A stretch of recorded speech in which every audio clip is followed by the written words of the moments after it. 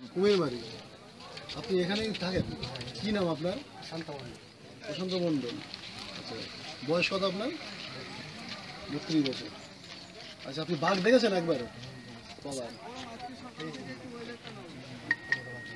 15-16 বার দেখেছেন। আচ্ছা, বাঘ যে আপনি দেখলেন, মানে একটা ঘটনার কথা বলুন যে আপনার খুব সেই ভয় পেয়েছিলেন আপনি, বা এরকম ধরনের একটা বলুন তো।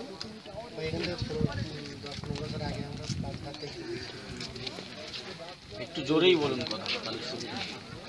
কখন, কোন টাইমে দেখেছেন? বা কীভাবে দেখলেন? হেঁটে যাচ্ছে, কোনো কিছু ক্ষতি করেছে বা এরকম কিছু? সবই করেনি। আচ্ছা, এটা তো একটা বললেন, মানে আপনি প্রথম যেদিন দেখেন বাঘ, প্রথমবার, এই যে 15 বার বা 16 বার দেখলেন তো, প্রথমবারের কথা মনে পড়ে?